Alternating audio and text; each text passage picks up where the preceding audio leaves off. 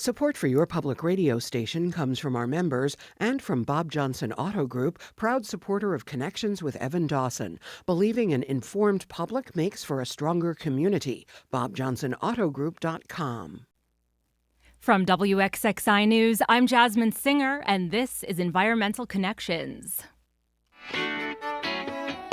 Today's Environmental Connection was made when NextCorps officially closed applications for its 5th cohort of Venture for ClimateTech, a signal that Rochester's climate tech scene isn't just growing, it's accelerating.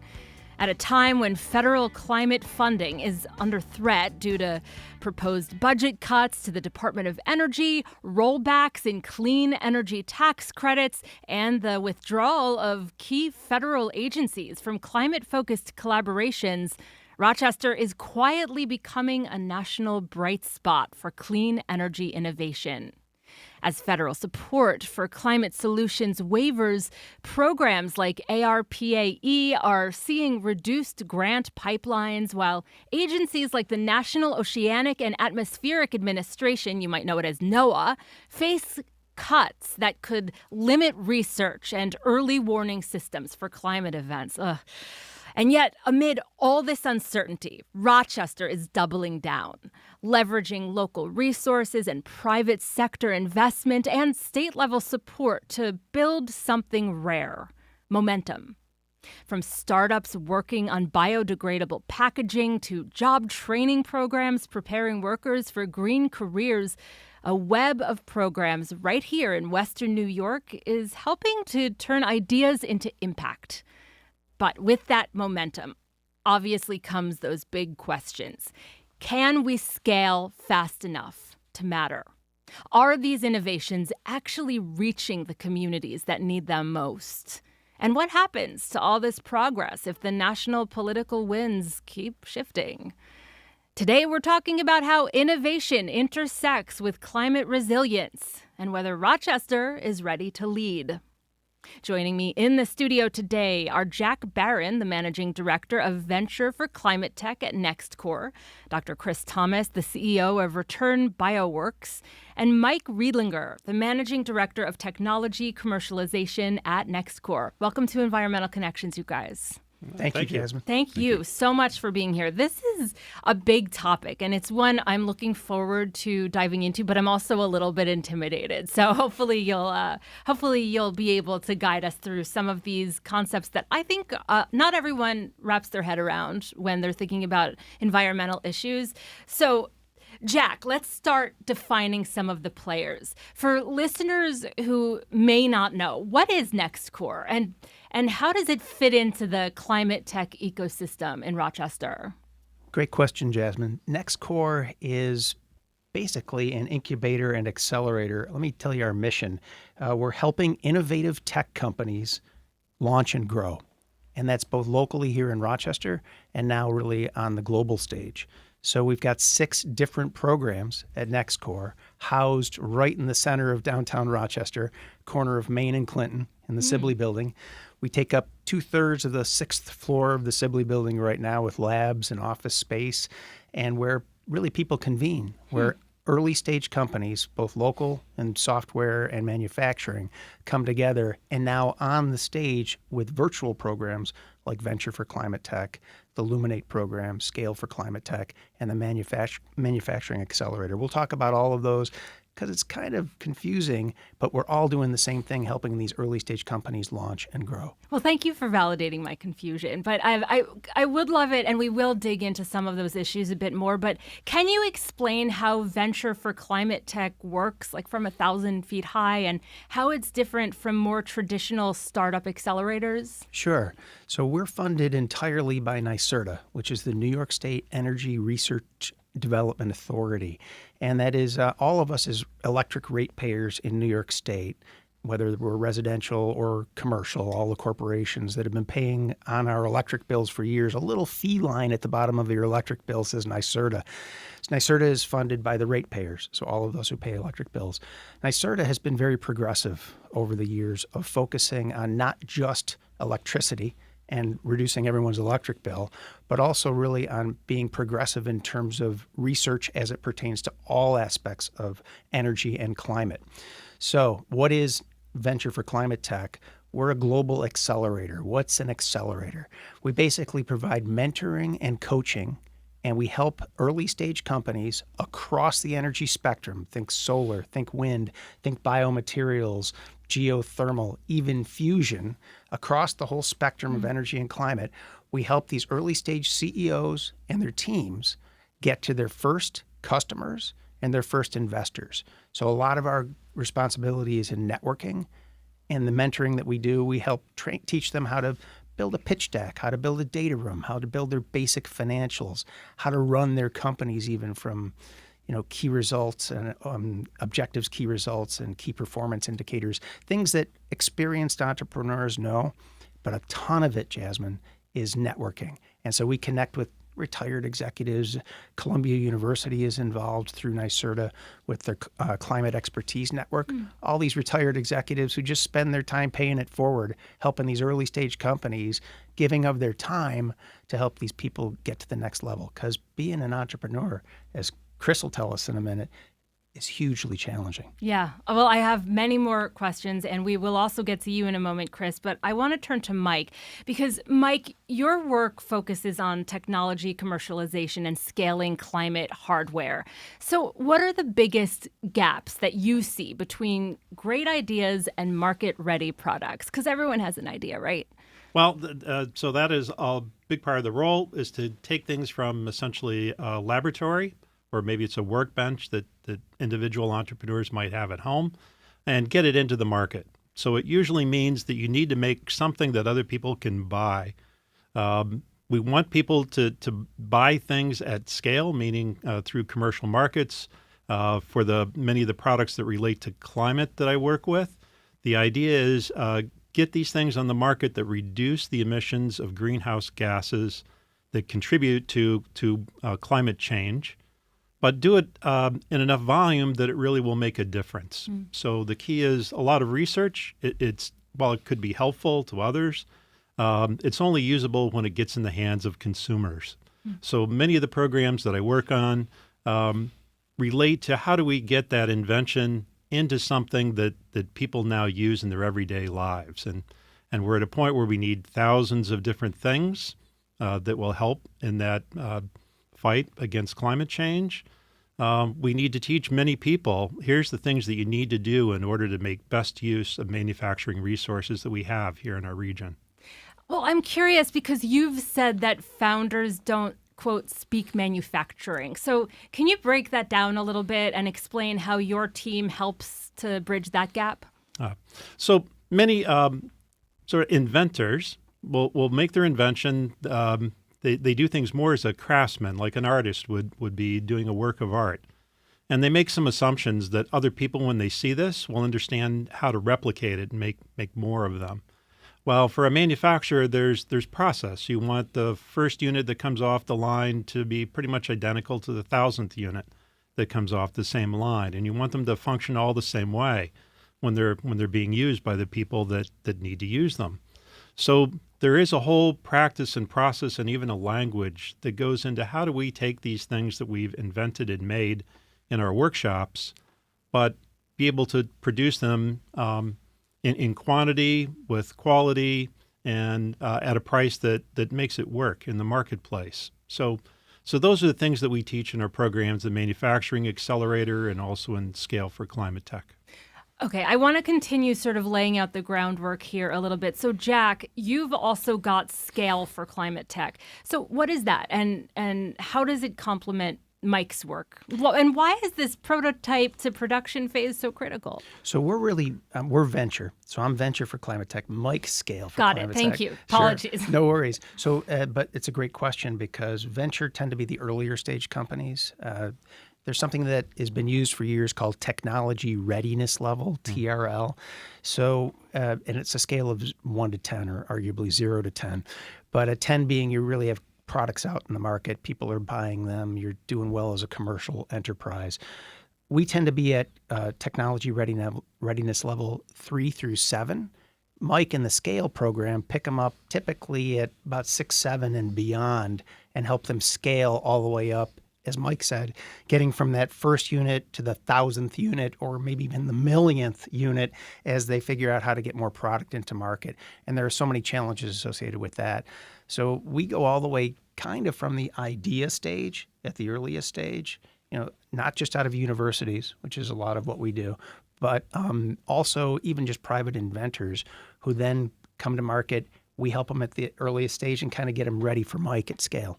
And Mike, am I right that you helped to create a toolkit with RIT's Golisano Institute? Is that right, to help startups assess manufacturing readiness? Well, this is true. Okay. So the Golisano Institute and Pollution Prevention Institute at RIT, that they've been very good partners in our programs. I really greatly treasure the working relationship with them.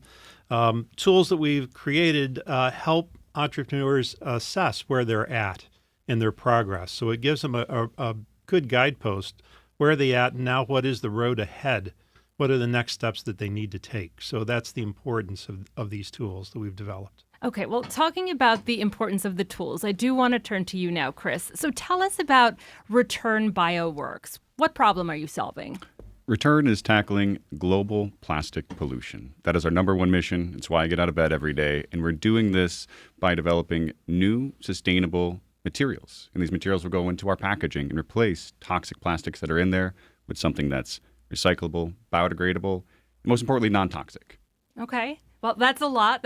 You're not just waking up in the morning and twiddling your thumbs, I take it. You're twiddling many other things. And one of those things you're twiddling is biodegradable plastics from waste feedstocks, I understand. So tell me about that. What kind of impact could that have if scaled? That's actually a really cool aspect of our technology, and it's where our primary sustainability and cost metrics come from. So what we aim to do is develop materials for paper-based packaging. And the way we aim to create it is by working with this massive abundance, 500,000 to 1 million tons of waste that comes from creating packaging every year in North America. And so what this would look like is we co-locate at one of these facilities. For example, there's one in Solvay in Syracuse that produces about 30,000 tons of waste every year. And we can take that and generate our sustainable materials from it, and then they can use that product in their packaging to replace things like polyethylene that coats the inside of your coffee cup. Wow. I love that. So you came through the Venture for ClimateTech program. What did that experience look like for you? A lot of learning. It was a lot of learning and a lot of connections. I started the program as a technical founder with some knowledge of how to commercialize a product, and left still a technical founder, but more competent to be able to speak the language that you need to in order to talk to investors and in order to talk to customers, and to have milestones in mind that guide conversations so that you can move through that quickly and efficiently, because it is always about time. We think a lot about money as CEOs and as climate tech folks developing technologies, but it really is about time. It's getting this out there quickly, not only to have an impact, but that so you can have a successful company to do it. And I spent a lot of time actually talking with Jack and talking with the mentors and the team and how we can align what we are doing within our company to make sure that we are hitting our milestones quickly and efficiently. And that was a huge value add, and it's something that we still do today. I'd love to turn to you guys because I'm curious from your vantage point, what makes a startup like RETRN ready for real world scale? Like what do you look for when you're helping founders reach that next level? Great question. So we've had over the last 4 years, over 1,500 companies apply for the program. And what we look for, Jasmin, is we look for great teams with great technology that we think are going to have the most impact. So greenhouse gas mitigation, so climate change impact is huge. The only is our focus.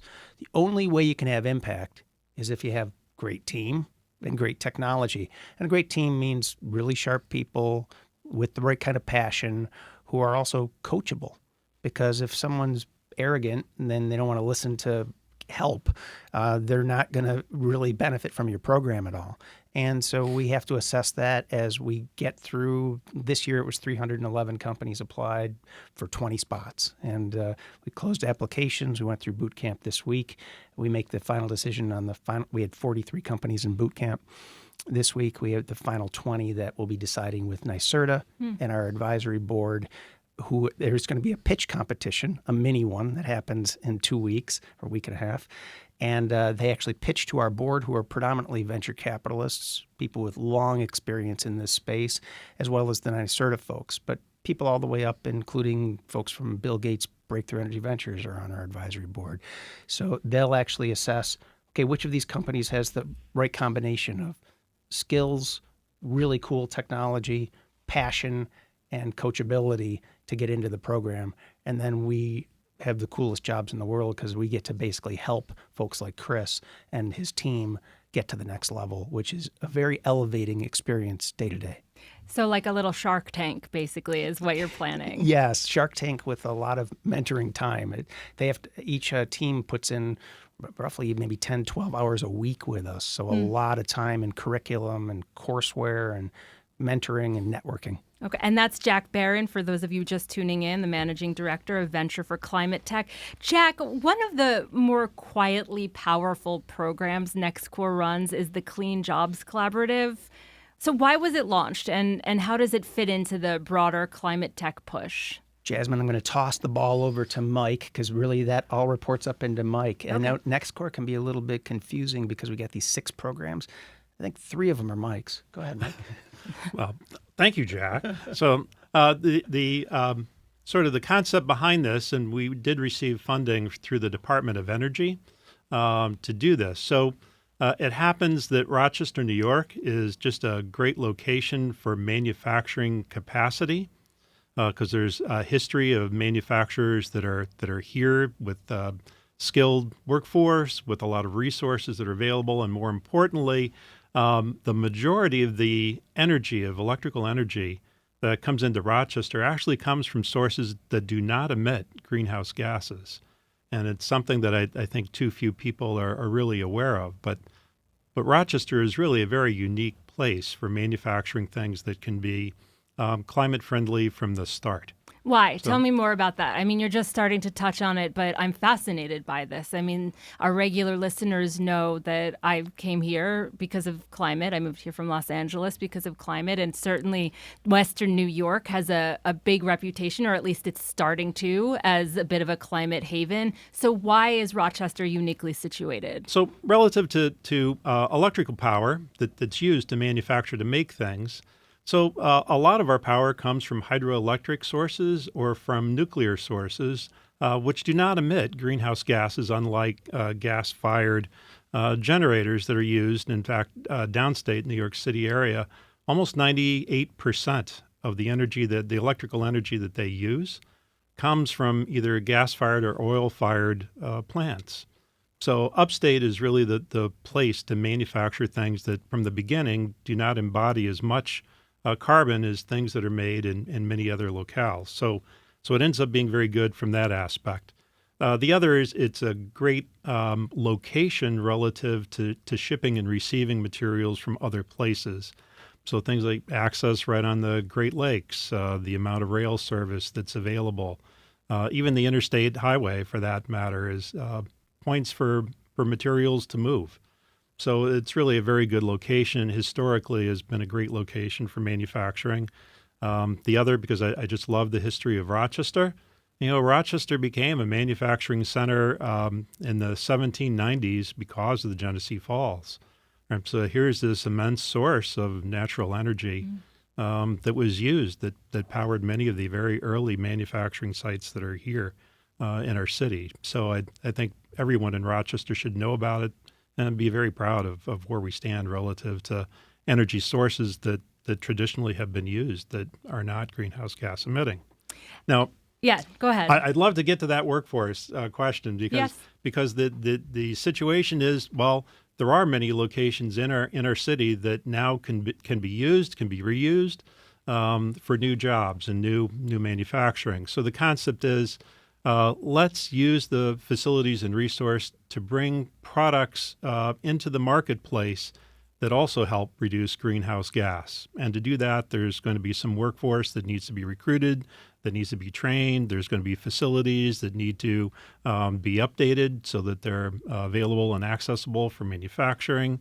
There's even the ability to locate the amount of power that new manufacturing facilities need. So this particular program, this collaborative, is a group of over 20 organizations that are here in our city that are focused on how do we make the best use of all these resources and bring them to bear so that we now become a hub for manufacturing products that can be used. It sounds like that's something that you're sort of nerding out about. You're very excited. I'm very passionate about it because I like almost every aspect of this. It's bringing together people in our community that really need to be talking and sharing. They're all committed to really building on our wonderful community that we have here. And it is a great location just by where it sits. So I'm passionate about all of these. A question for any of you. What would you say to someone in Rochester, especially from a historically excluded background, who wants to work in climate tech but maybe doesn't know where to start? Who wants to jump in with that? What do you think, Chris? Yeah, that is a great question because it's literally something I was just asking Jack and his team about earlier today. I was at Syracuse University for a pitch competition. I met this really great woman, Carolina, from Puerto Rico, and she is trying to solve a food waste issue. That is, food that is being transported in through shipping crates and the like is going to waste. Like a third of it, actually, that crosses the Gulf of Mexico is being degraded along the way. And so she wants to develop technologies that will allow her to prevent that from happening. And so I'm thinking, I just ran this gamut 3 years ago. How can I help set her up so that she doesn't make the same stumbling blocks, same mistakes I did, and gets to connect to really great people? So my first thought is actually, and afterward I'll be connecting her with Jack's team at NextCorps, and I hope that will be a helpful place to start. But I think it's really those conversations with folks who have a very high up view, like a top-down view, who can immediately say, here's the parts within the New York ecosystem that is extensive and it integrates into Rochester and beyond Rochester. Like she's located in Syracuse, but I like to imagine that NextCorps resources are available to her, right? We're pretty broadly available. I'm going to turn it over to Mike in a second about the Clean Jobs Collaborative because that almost answers your question directly, Jasmin. But I'm going to talk about my wife's workforce development program called Green Visions, which is part of Greentopia. So she runs it not for profit down at High Falls, and was instrumental in, along with Vinny Esposito, at convincing the governor to actually launch an urban state park in the heart of downtown Rochester, which is in progress now. Yeah. And we'll have 40 acres at the bottom of High Falls in the next few years. It becomes a state park. Spectacular. But the other part of the program they run is also tied in now with the Clean Jobs Collaborative that Mike is going to talk about, and that is they work with inner city kids, older kids, so 18 to 24, who typically they don't have their GED, they haven't graduated from high school, and they work specifically in ag. So they tied in with the Cornell Cooperative Extension, they get them OSHA training, and they do farming, urban farming in town here, working in climate really, and then they go on to jobs from there. This is these kids, it's their first job, and they've been around for about a decade now. So there are small programs like that, and of course, what Simeon Bannister and his team do is extraordinary in this city. And so there is focus, but I think Rochester is emerging as a climate central area, and the Finger Lakes, and Chris is based down in the Finger Lakes with his company now at RETRN Bio, and Regen is another one that's at Cornell that came through our program last year, and Alexa Schmitz, who runs that company, they're focused on capturing lithium and other metals from mining and so forth. I mean, we are becoming a hub because the workforce is ready. We're a college town with over 80,000 aspiring brilliant people in town when school's in session, and the 19 colleges and universities in and around Greater Rochester. And we want jobs like this to actually keep our graduates in town, and climate and software are probably the best areas for people to be focused at growing their careers in this area. Imagine that being your first job. I think mine was like giving out sandwich samples at Roly Boly in Menlo Park Mall in New Jersey. Wish I could redo that.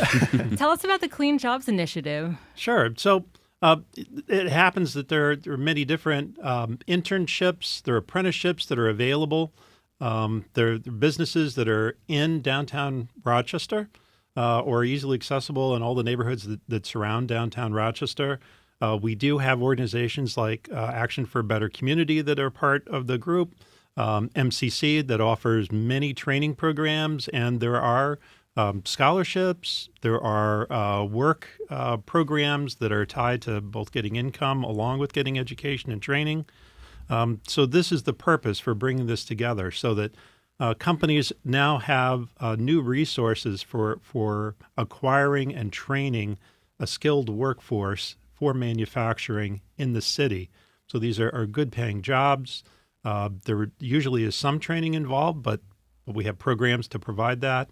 We're working on how do we remove other barriers, things like transportation, daycare, other resources to make it possible for people to do this and earn a good living.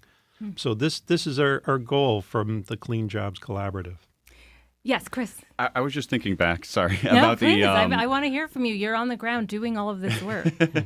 I'm still thinking about how to support those people who are coming out with ideas. And I realized it depends which of two buckets they fall into. Are they a technical founder, someone who's invented something really cool? Maybe they're doing research at a laboratory and they're wondering, hey, does this have legs? Can this go somewhere? Can this approach this kind of problem? Or are they someone with just coming from a business background saying, hey, I see this problem in industry and I want to find a technology that solves it? So actually, this is going to make me ask you two a question. Depending on which of that type of a founder they are, where would you point them? If they're a technical founder with a technology that they want to assess for commercializability, or if they are a business-oriented founder who has identified a problem and wants to connect to a technology that could help grow into that. You guys are making my job easy today. I'll go first on the technical side. If it's climate related, Venture for ClimateTech is a great place to start. And then as companies kind of grow through that program, going on to Mike's Scale for ClimateTech program is outstanding, and even eventually the manufacturing accelerator. If they're more business oriented, I think I would turn them over to Matt Foley and his team on the incubator side. Mike, do you want to talk to that a little bit?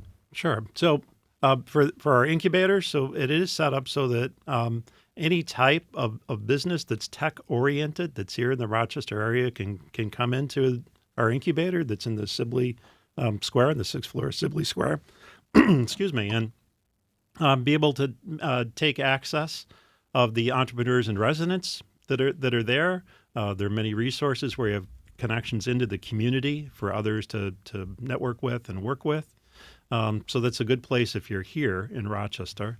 The other programs, so Jack mentioned the Venture for ClimateTech, certainly in the climate tech space. If it's a thing to be manufactured at scale, we do have an open program called the Manufacturing Accelerator. We run a couple of cohorts a year. It's a virtual program for people to learn about manufacturing, and then we provide connections to different regional manufacturing resources through another part of NextCorps, that's the Manufacturing Extension Partnership Program.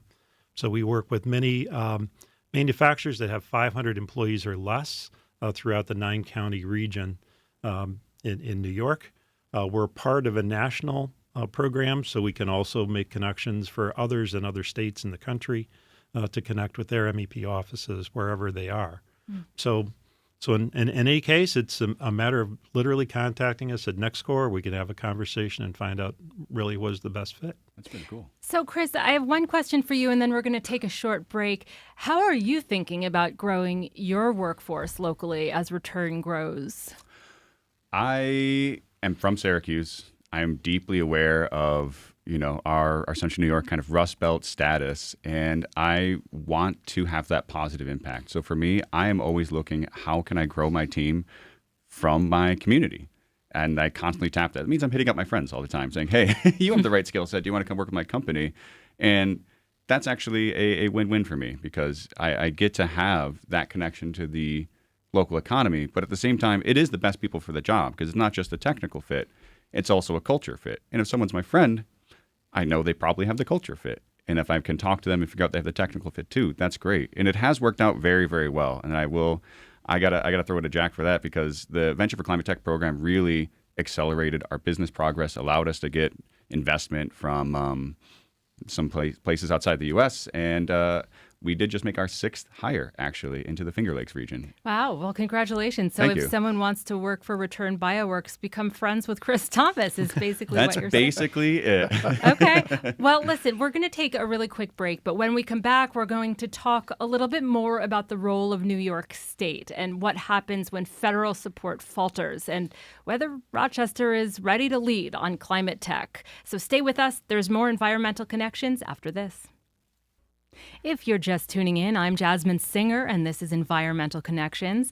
Today, we're talking about Rochester's growing role in climate innovation, specifically how programs like NextCorps' Venture and Scale for ClimateTech are helping startups build real-world solutions to the climate crisis. I'm joined today by Jack Barron of NextCorps, Chris Thomas of RETRN Bioworks, and Mike Riedlinger, who is the Managing Director of Technology Commercialization at NextCorps. So, you guys, we've gotten a couple emails in that I want to address. And if you're listening to this, please feel free to call us at 844-295-8255. If you're local, 585-263-9994. Or you can shoot us an email at connections@wxxi.org. Or for those of you on YouTube, hello, and feel free to leave a comment if you have a question for any of my guests. So we have an email from Alex. Alex says, as much as I would like Rochester to become a climate hub, I think we have to reckon with business interests pursuing short-sighted investments like the Bitcoin mining facility on Seneca Lake or the recently greenlit data center in Genesee County abutting Seneca lands. Green capitalism will not save us, Alex says. We need massive public projects to cement our status as a climate refuge. Who wants to respond to Alex? So that super simple question right there. Does anyone have any thoughts on that? Jack? I think massive public projects are always welcome when they're well thought out and planned. But I think, we're taking a lot of steps right now in terms of moving Rochester ahead and the Finger Lakes ahead as a climate hub.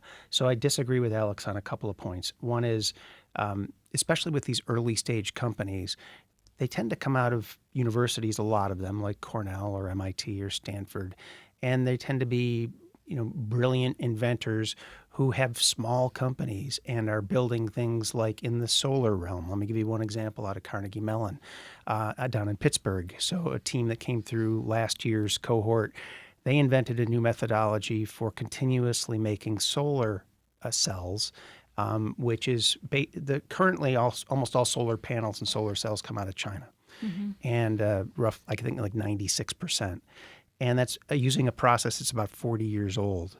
And it's very labor-intensive, 14 steps in the process. And the folks at Carnegie Mellon at Silicium, Randy Eager, who came through our program, they, over the last decade, have invented a process that is roughly 50% cheaper than the 14-step process in China.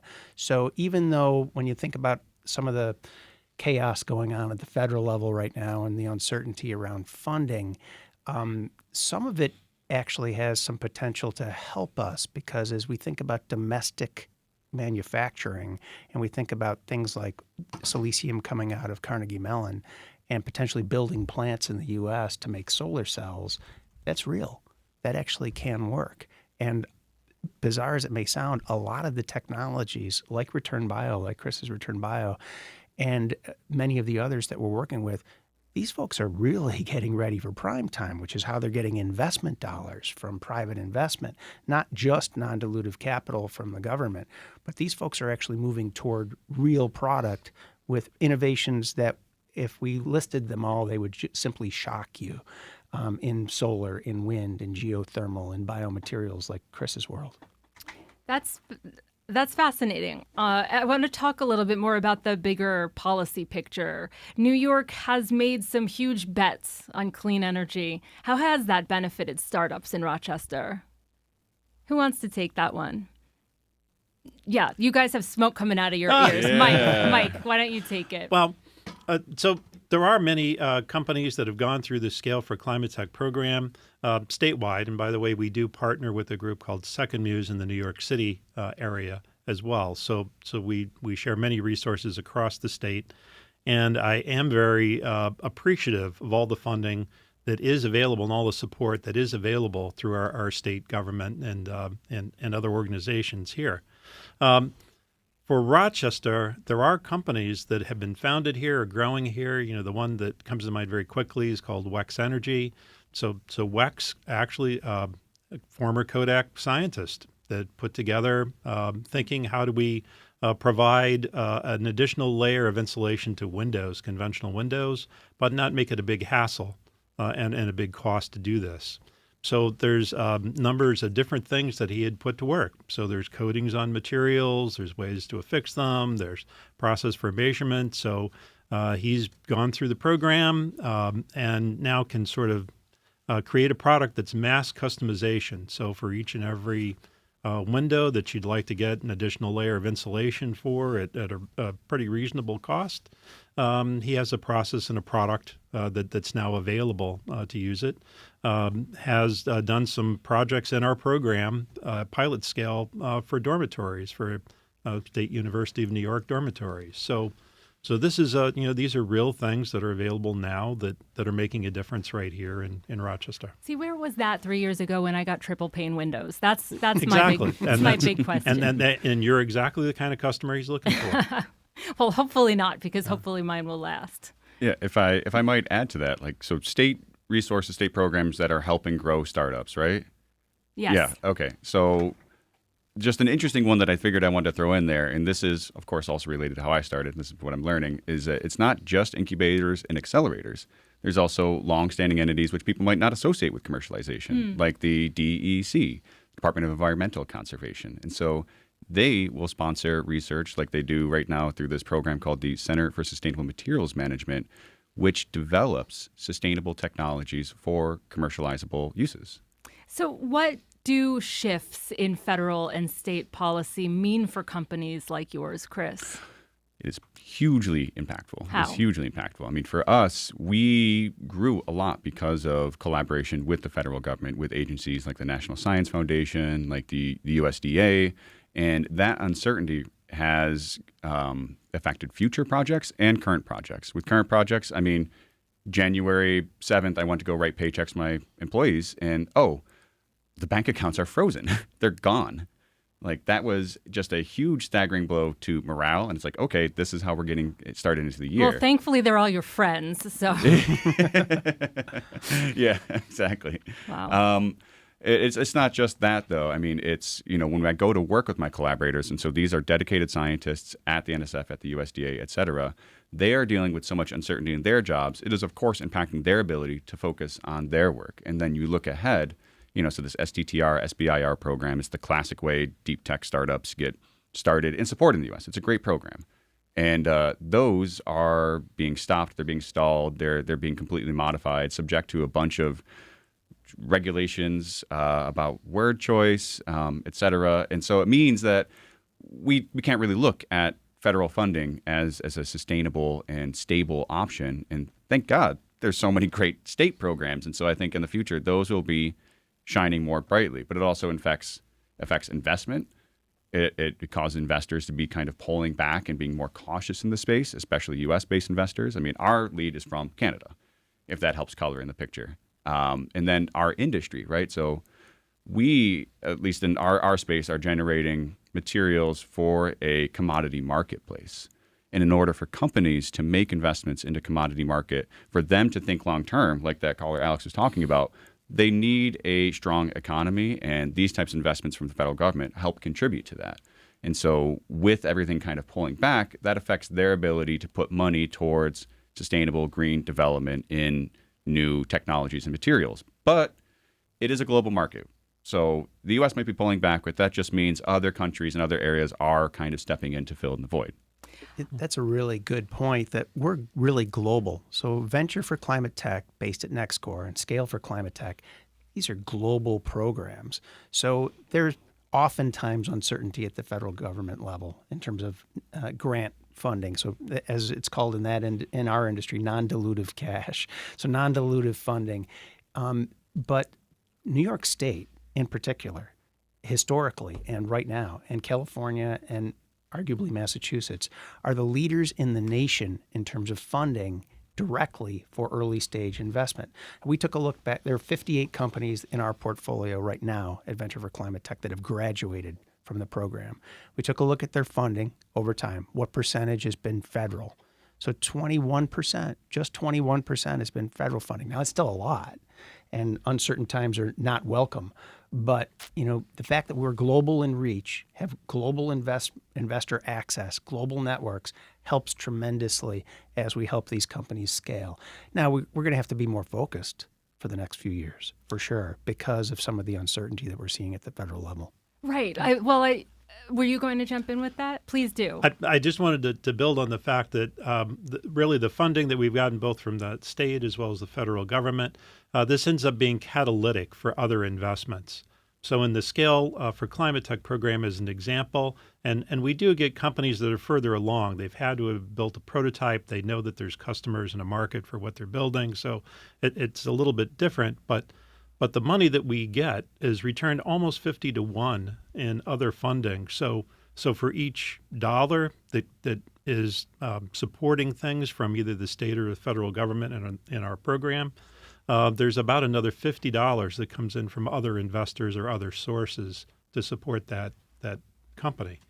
So it's that catalytic nature of having that initial funding that really makes all the difference. Well, it sounds very hopeful, and I certainly don't want to be the Debbie Downer in the room, but I am wondering if funding is harder to come by, do you worry at all about losing momentum, or do you feel like the ecosystem is strong enough to keep going?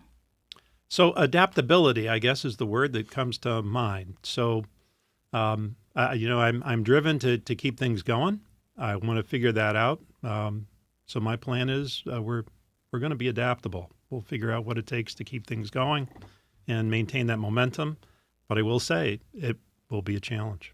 So, Jasmin, folks who are committed and passionate about the realities of climate change and its effects, that's not going away, nor is their passion going away.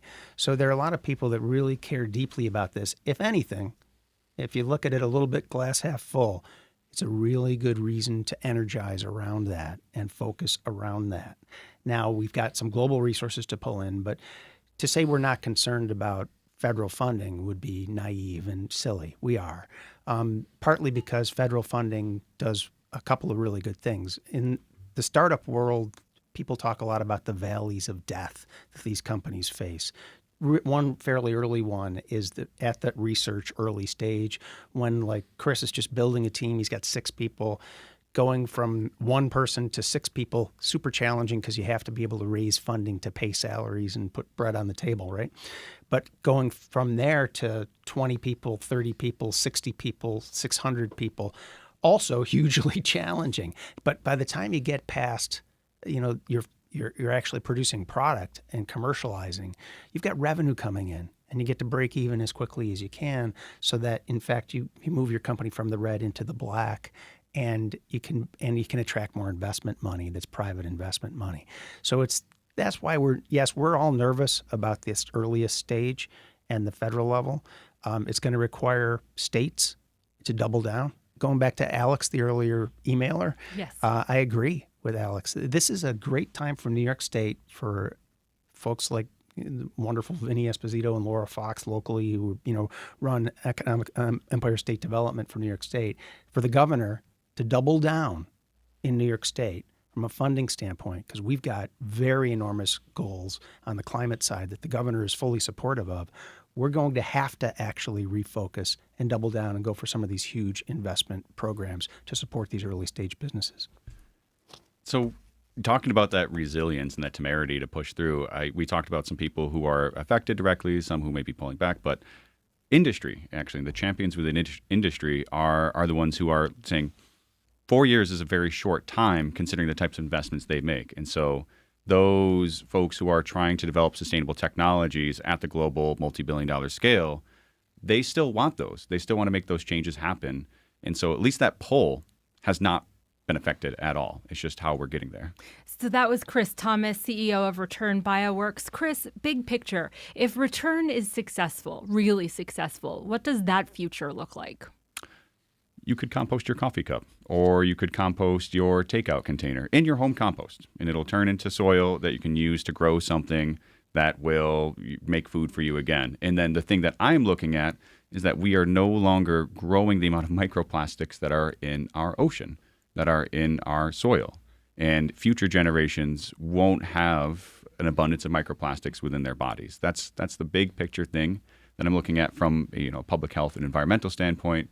If you're looking at the company development, there's two possible paths, and we're always back and forth on this. And one is that one of these, these really cool companies that we work with picks it up and they take it over, which would make sense. Like, talking about 6 to 20 to 30, I think a company with thousands of employees would be much more capable to deploy this at a scale. And certainly it's a skill set that we don't have right now. Maybe I'll work with Mike and we'll figure out how to make it happen. That's the second path this is kind of the dream.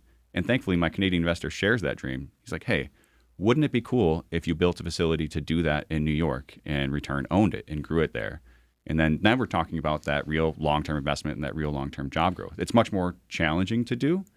And I expect if we're going to be pursuing that path, that'll be leveraging some of these kinds of resources over here. Yeah. Well, I'm in for your future, by the way. Sign me up. So we don't have much time left, but I do want to get to this other email, and I want to get your thoughts on it before we close, Jack and Mike.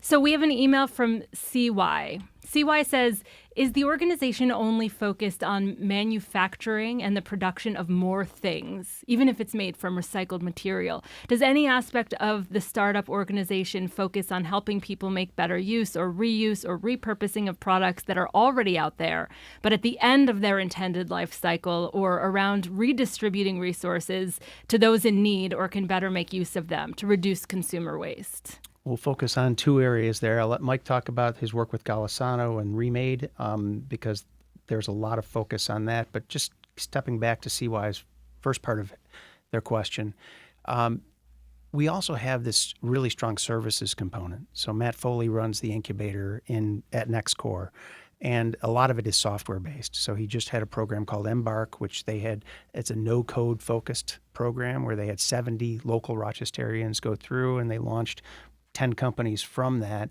in no code. So pure software programming.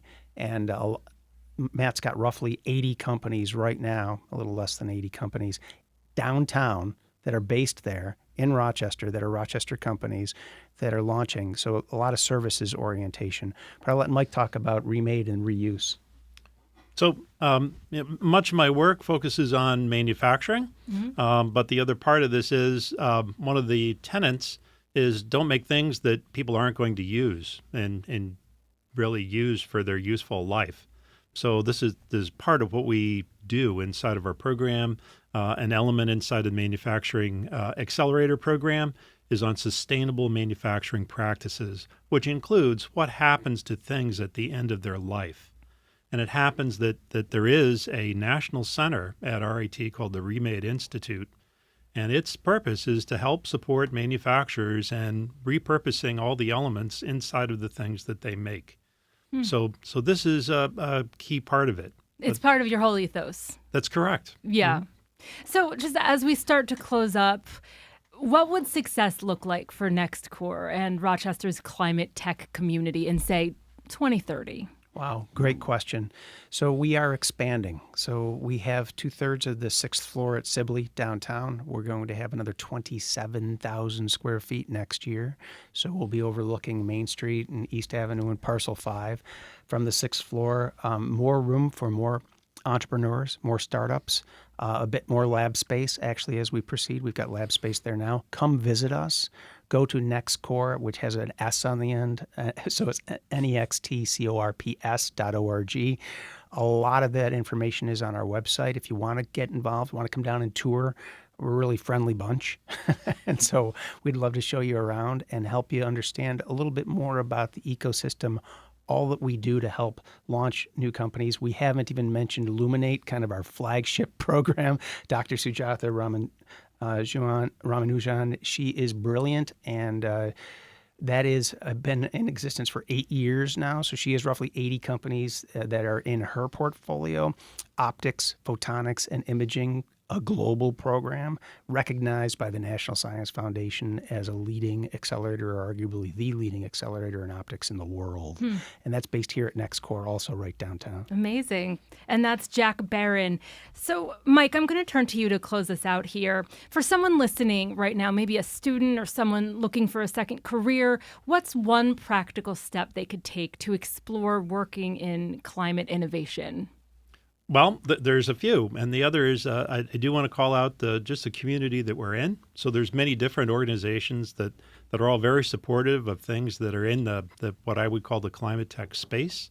So there is a group that is the Climate Solutions Accelerator that people can always engage in. So students are definitely welcome. Interested citizens are welcome, and there are things that can be done literally at the household individual level here in our community to practice things that are beneficial to our environment. 10 seconds or less for your second point. Oh, my second point is we have an awesome community here in Rochester with people that really do care about climate. And I am glad to be working with them. I invite more. I love it.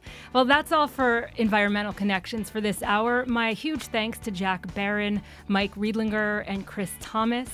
As we could tell, the climate crisis demands these bold and scalable solutions. And the real work is happening right here. And it's thanks to folks like you and the folks that you mentioned on today's episode. From WXXI News, I'm Jasmin Singer. Thanks for making today's Environmental Connection.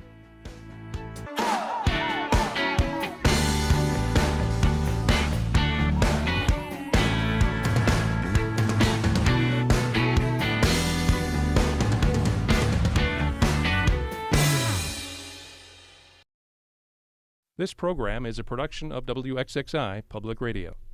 The views expressed do not necessarily represent those of this station, its staff, management, or underwriters. The broadcast is meant for the private use of our audience. Any rebroadcast or use in another medium without expressed written consent of WXXI is strictly prohibited. Connections with Evan Dawson is available as a podcast. Just click on the Connections link at WXXInews.org. Support for your public radio station comes from our members and from Mary Cariola Center, providing education and life skills solutions designed to empower individuals and the families of those with complex disabilities. Mary Cariola Center, transforming lives of people with disabilities. More at marycariola.org.